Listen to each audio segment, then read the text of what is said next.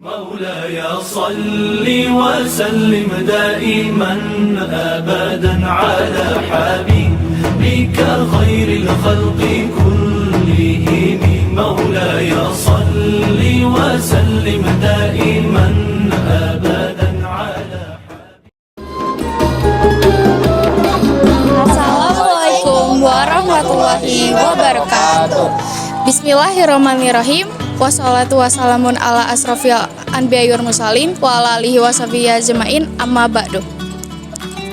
Yang terhormat, selamat pagi Bapak Pringgodani selaku Guru Pembimbing Mata Pelajaran Agama Islam. Kami dari kelompok 3 yaitu Nabi Musa alaihi salam dari kelas 3 akan mempresentasikan sebuah video materi dari bab 3 yang berjudul Penyelenggaraan Jenazah berdasarkan Syariat Islam. Sebelum itu, izinkan kami memperkenalkan diri terlebih dahulu. Saya Syarnia Zahra. Saya Anissa. Saya sebagai ketua Zahara Maulidia. Saya Melinda Dunfian. Saya Muhammad Ibrahim.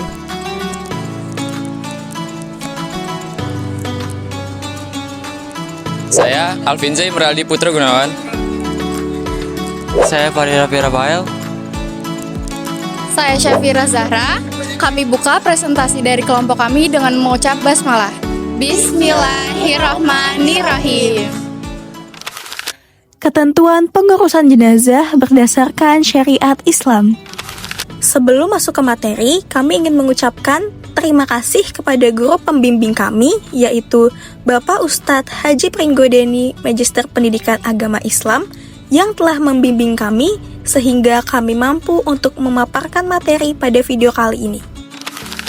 Hadis mengenai pengurusan jenazah. Segerakanlah mengurus jenazah. Jika ia orang yang solih, maka itu lebih baik untuknya.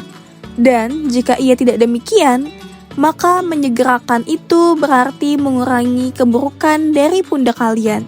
Hadis riwayat Bukhari dan Muslim. Kewajiban umat Islam terhadap jenazah. Ini merupakan gambaran bagaimana kewajiban kita sebagai umat Islam dalam melaksanakan kepengurusan jenazah. Yang pertama yaitu memandikan jenazah. Yang kedua, mengkafani jenazah. Yang ketiga, menyolatkan jenazah. Yang keempat, mengantarkan jenazah ke tempat peristirahatan terakhir. Yang kelima, menguburkan jenazah. Dan yang terakhir, bertakziah. Saya ingin menjelaskan materi tentang memandikan jenazah. Yang harus kalian tahu, syarat wajib memandikan jenazah, yaitu syarat wajibnya ada 3. 1. Jenazah merupakan Islam. 2. Didapati tubuhnya walaupun sedikit. 3. Bukan mati syahid. Orang yang berhak memandikan jenazah yaitu 1. Jenazah laki-laki yang memandikannya hendaklah laki-laki pula. Perempuan tidak boleh memandikan jenazah laki-laki kecuali suami atau mahramnya. Kedua, jenazah perempuan hendaklah dimandikan oleh perempuan pula. Laki-laki tidak boleh memandikan kecuali suami atau mahramnya. Dan selanjutnya, yang terakhir, saya ingin menjelaskan tata cara pemandian jenazah. Tata caranya ada 9, yaitu 1. Siapkan tempat tertutup agar kehormatan jenazah tetap terjaga. 2. Letakkan jenazah di tempat tinggi seperti dipan. 3. Tutup aurat dengan kain basahan agar tidak terbuka. 4. Dudukan atau sandarkan jenazah, tekan perut perlahan supaya kotoran keluar. 5. Bersihkan kotoran dengan tangan kiri, memakai sarung tangan, boleh diberi wewangian agar tidak terganggu bau. Yang keenam, ganti sarung tangan, lalu bersihkan mulut, gigi, dan sisa-sisa najis. Yang ketujuh, wudukan jenazah sebagaimana orang hidup. Yang ke-8, siram seluruh tubuh, mulai kanan, lalu kiri. Yang ke-9, disunahkan membasuh 3 kali atau 5 kali basuhan. Baik, sekarang kita akan masuk ke materi mengkafani jenazah. Mengkafani jenazah artinya menutupi tubuh jenazah dengan kain agar tidak tampak auratnya. Ada pula hal-hal yang perlu diperhatikan dalam mengkafani jenazah, diantaranya sebagai berikut. Hal-hal yang perlu diperhatikan dalam mengkafani jenazah diantaranya sebagai berikut. Yang pertama, Kain kafan digunakan untuk membungkus tubuh jenazah minimal 1 lapis. Yang kedua, kain kafan disunahkan 3 lapis untuk mayat laki-laki dan 5 lapis untuk mayat perempuan. Yang ketiga, kain kafan diusahakan berwarna putih dikarenakan ini sesuai dengan sabda Nabi Muhammad SAW, yaitu pakailah pakaian putih karena pakaian putih adalah sebaik-baiknya pakaianmu dan kafanilah warna putih itu jenazah di antara kamu. Hadis riwayat Ahmad. Dan yang keempat, adanya larangan untuk berlebihan dalam mengkafani jenazah. Ada pula bahan-bahan yang perlu dipersiapkan sebelum mengkafani jenazah. Di antaranya yaitu 1. Kain kafan yang putih, bersih, dan suci. Yang kedua, kapas. Yang ketiga, minyak wangi non-alkohol dan tali pengikat atau tali pocong. Berikut ini tata cara mengkafani jenazah. Cara membungkusnya adalah kain kafan dihamparkan helai demi helai dengan menaburkan kapur barus pada setiap lapisnya. Kemudian, mayat diletakkan di atasnya. Setelah itu, kedua tangan jenazah dilipat di atas dada dengan posisi tangan kanan di atas tangan kiri. Mengkafaninya pun tidak boleh sembarangan. Rasulullah SAW bersabda, apabila kalian mengkafani mayat saudara kalian, maka kafanilah sebaik-baiknya. Hadis riwayat Muslim. Untuk penjelasan lebih jelas lagi mengenai tata cara mengkafani jenazah, mari kita saksikan video penjelasan tata cara mengkafani jenazah berikut ini. Tata cara mengkafani jenazah. Yang pertama, menyiapkan tali pengikat 7 atau lebih. Selanjutnya, menyiapkan kain berwarna putih 3 lapis untuk jenazah laki-laki dan 5 lapis untuk jenazah perempuan.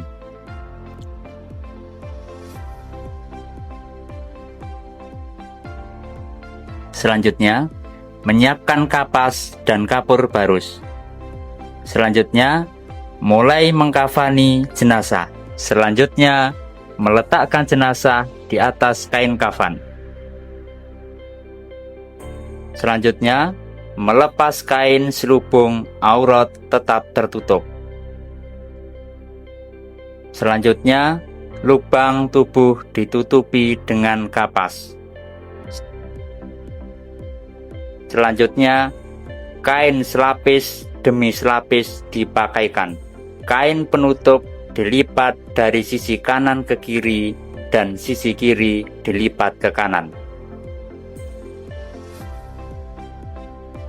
Terakhir, tali pocong diikat dengan simpul sebelah kiri.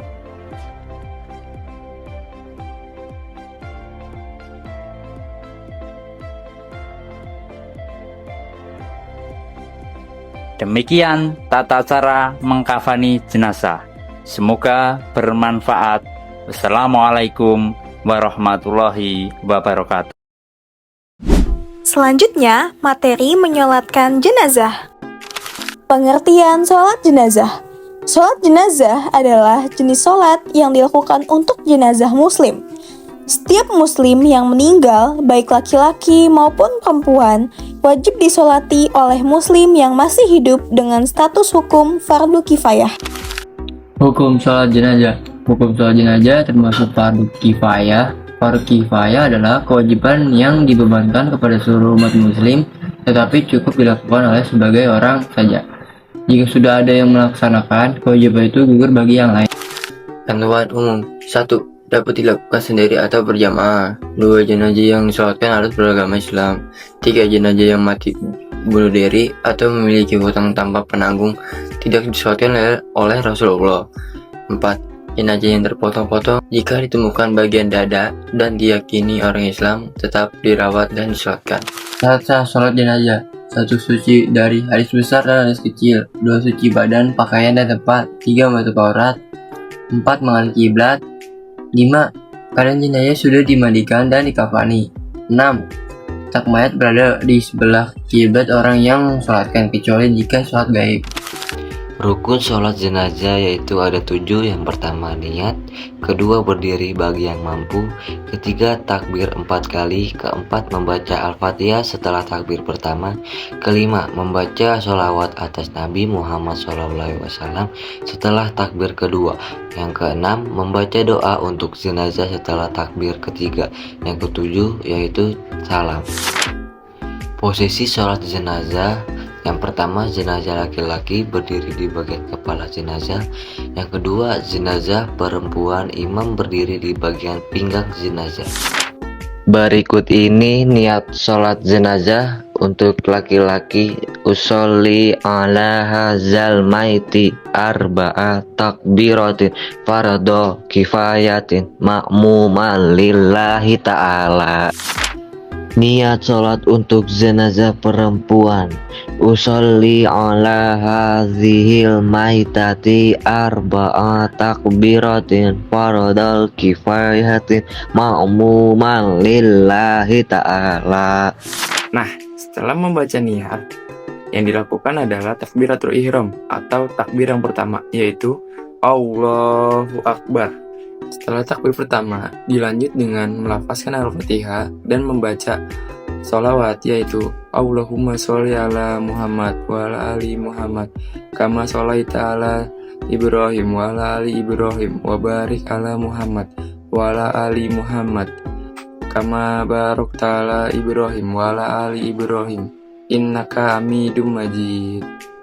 Artinya adalah, ya Allah Tuhan kami, limpahkanlah kemurahan-Mu kepada Nabi Muhammad SAW beserta keluarganya, sebagaimana Engkau melimpahkan kemurahan-Mu kepada Nabi Ibrahim beserta keluarganya. Berkahilah Nabi Muhammad SAW beserta keluarganya, sebagaimana Engkau telah memberkahi Nabi Ibrahim beserta keluarganya. Sesungguhnya Engkau adalah Zat yang maha terpuji dan maha mulia.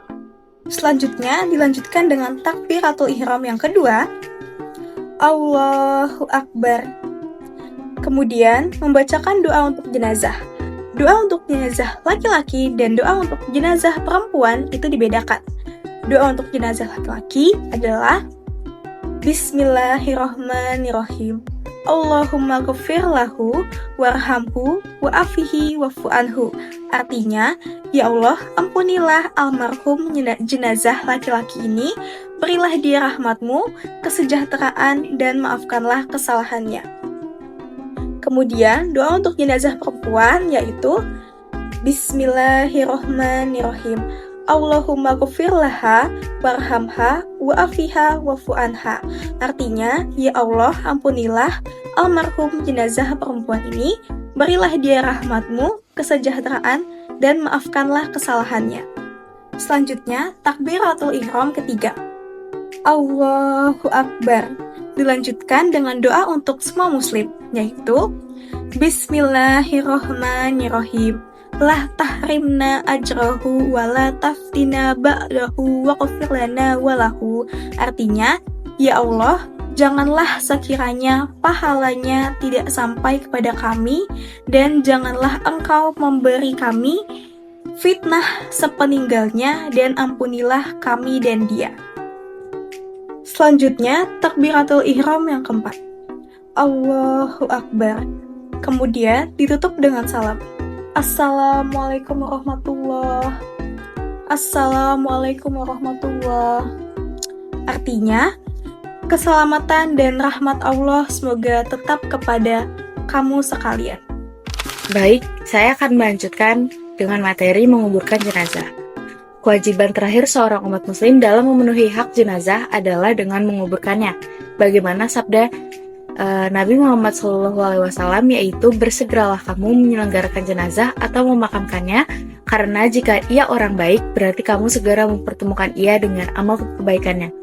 Sebaliknya, jika ia orang yang jahat, berarti kamu segera meletakkan kejahatannya dari atas pundak. Hadis riwayat Bukhari.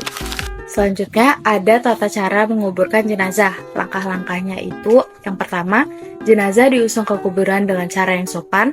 Yang kedua, letakkan jenazah di liang lahat dengan badan yang miring ke kanan, wajah menghadap kiblat, dan bacakan doa Bismillahi wa ala millati Rasulillah. Dengan arti, dengan nama Allah dan di atas agama Rasulullah. Yang ketiga, tutup liang lahat dengan papan atau batik. Selanjutnya ada tata cara menguburkannya. Yang pertama, timbun tanah sampai membentuk gundukan kurang lebih sejengkal. Yang kedua, tabur tanah 3 kali dengan tangan. Yang ketiga, berdoa untuk jenazah. Misalnya, Allahumma gfir lahu warhamhu wa'afihi wa'fu anhu. Yang artinya, ya Allah, ampunilah dia, rahmatilah dia, selamatkanlah dia, dan maafkanlah dia.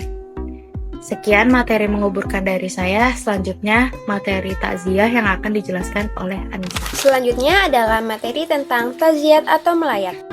Secara bahasa, taziat berarti memuliakan, dan secara istilah, taziat adalah berkunjung kepada keluarga yang meninggal dunia dengan tujuan menghibur, menyabarkan, dan mendoakan agar jenazah mendapatkan ampunan.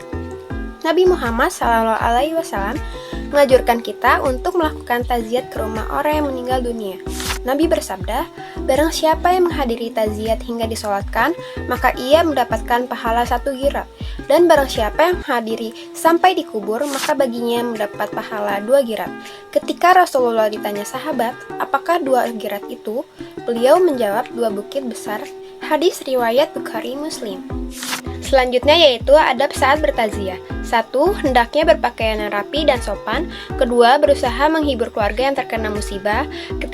Menghindari pembicaraan yang menambah sedih keluarga yang ditimpa musibah. 4. Menghindari canda tawa apalagi sampai terbahak-bahak. 5. Menyadarkan kepada keluarga yang ditinggalkan agar mampu menahan diri, bersabar, dan menerima kenyataan dan tidak menyesali nasib sendiri. 6. Memberikan sekedar bantuan untuk meringankan beban keluarga yang terkena musibah. 7. Hendaknya ikut menyolati jenazah dan mengantarkannya ke pemakaman sampai selesai. 8. Mendoakan jenazah agar dosanya diampuni. Baik, saya akan melanjutkan untuk materi yang terakhir, yaitu ziarah kubur. Apa sih ziarah kubur itu? Ziarah artinya berkunjung, kubur artinya kuburan. Ziarah kubur adalah berkunjung ke kuburan atau makam seseorang dengan niat mendoakan orang yang sudah meninggal dan mengingat kematiannya. Adapun hadis ziarah kubur, Rasulullah SAW bersabda, Kuntu nahaitukum an ziyaratul kubri ala fazuruha fa innahu yurakul qalba wa tu'mi'ul aina wa tuzakhirul ahira wa la taqulu hujran. Yang artinya, dahulu saya melarang kalian berziarah kubur, tapi sekarang berziarahlah kalian. Sesungguhnya ziarah kubur dapat menenangkan hati, menitikkan air mata, dan mengingatkan pada akhirat, dan janganlah kalian berkata buruk pada saat ziarah. Hadis riwayat Hakim. Selanjutnya yaitu adab saat berziarah kubur. Yang pertama, ketika ingin berziarah, niatkan dengan ikhlas karena Allah Subhanahu wa Ta'ala. Yang kedua, sesampainya di pintu kuburan, ucapkan salam sebagaimana yang diajarkan oleh Rasulullah SAW. Assalamualaikum dara qaumil mu'minin wa attakum ma tu'adun qadul mu'ajjalun wa inna insyaallahu bikum lahiqumun. Artinya, Assalamualaikum, hai tempat bersemayam kaum mukmin, telah datang kepada kalian janji Tuhan yang sempat ditangguhkan besok dan kami insya Allah akan menyusul kalian. Yang ketiga, tidak banyak bicara mengenai urusan dunia di atas kuburan.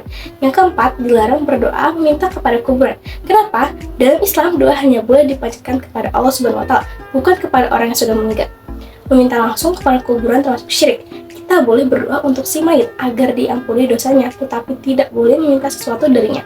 Yang kelima yaitu diusahakan tidak berjalan melangkahi kuburan atau menduduki nisan.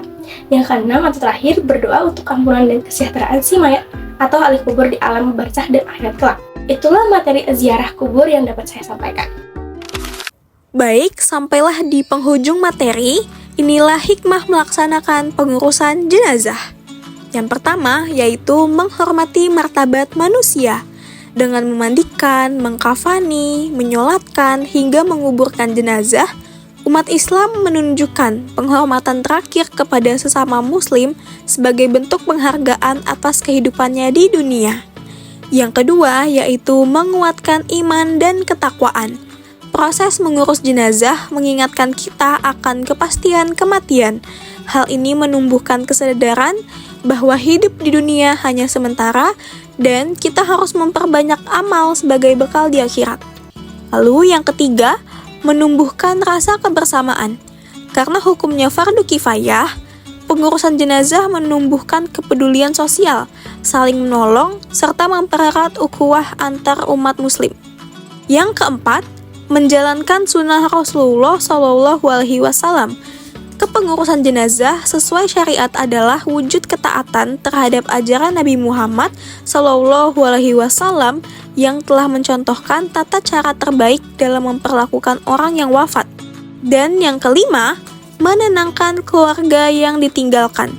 Takziah, doa, dan dukungan moral memberi kekuatan kepada keluarga yang sedang berduka, sehingga mereka lebih sabar dan ikhlas menerima takdir Allah Subhanahu wa Ta'ala.